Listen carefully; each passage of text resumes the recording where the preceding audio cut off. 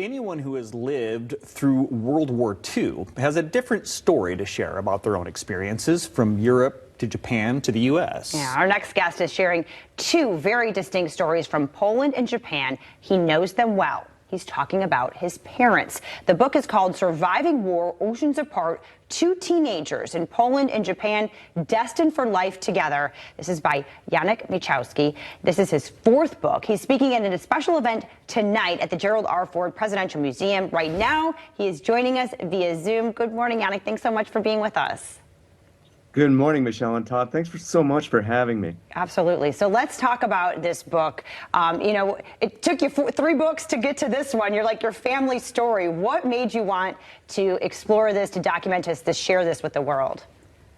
Well, my normal wheelhouse is presidential history, and my relationship with the Ford Museum and Library started with my book on Gerald Ford, which was published 20 years ago by now, believe it or not. But a number of factors converged to make me want to write this book. The subtitle is Two Teenagers Destined for Life Together, and in some ways I thought I was almost destined to write this book. I mean, it's a story that sat right in front of me my whole life. It's about my parents, and as my parents got older, especially as my father got into his 90s, I realized that the generation that witnessed World War II, the 20th century seminal event, was fading from the scene. And if I didn't record my parents' history, it would vanish with them. So I felt a strong desire to record and memorialize my parents' history. And as a historian, I felt like I had some of the tools to get their stories down and weave it into a narrative that could tell readers about what it was like to endure World War II on different sides of the ocean.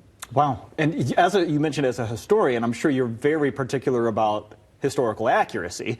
And of course, then there's the stories that you get told from your family down the line. How do you balance the two, with the personal telling of your family story and historical accuracy?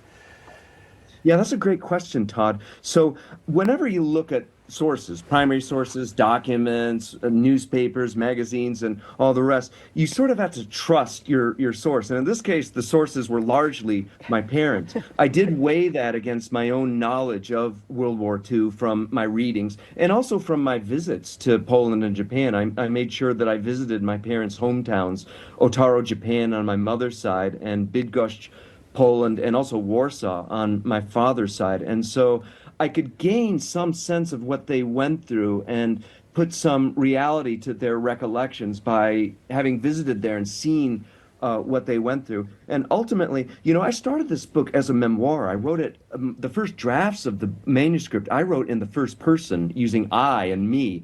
I decided to switch it to the third person, but I was thinking, in any autobiography or memoir, you have to trust the source for being accurate. And my parents' recollections, their memory always struck me, especially my mother. She always had a good memory. Her parents, her family, her coworkers always recognized how sharp her recollections were. But their recollections were so vivid, and I think that vividness lent a sense of accuracy to them. Wow. So is this a love story? I mean, kind of? In some ways, it was certainly a labor of love, Michelle. That's what I like to call it, a labor of love. This book, compared to the presidential histories. Although I got to tell you, when I wrote my Ford book, I developed such admiration for him, and interviewing him and meeting him and administration members. I developed a real strong admiration for Ford's presidency and what he achieved. So this book was a lot different, and it meant a lot more to me. It's much more personal to me, and on various levels.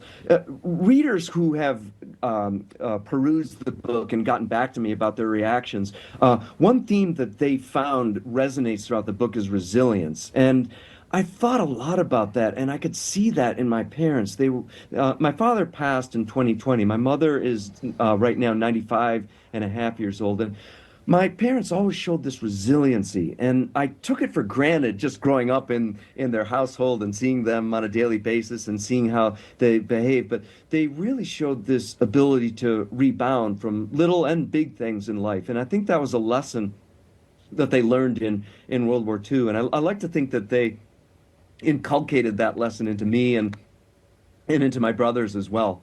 Wow. Resiliency, something that maybe in short supply these days, you'd think. When you're researching history, I'm sure you come across surprising things. What about family history? Did you come across anything researching your family history that surprised you or maybe struck an emotion? Sure.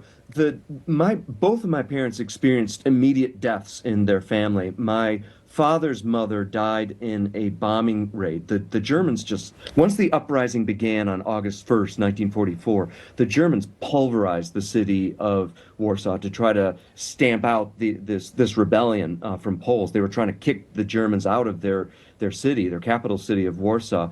And so my father's mother, Aniela, died during a bombing raid. She just stepped out for a breath of fresh air in the evening, and there was a bombing raid going on, and shrapnel pierced her heart and killed her instantly. And I really got an appreciation for how much her death affected my father. My father was very close to her. In fact, I sometimes wonder if my father would have stayed in Poland had his mother survived the war. But as events played out, he decided to leave Poland. His mother was no longer alive. His contact with his father was limited, and Poland was under Soviet control, which my father could not stomach rule under communism.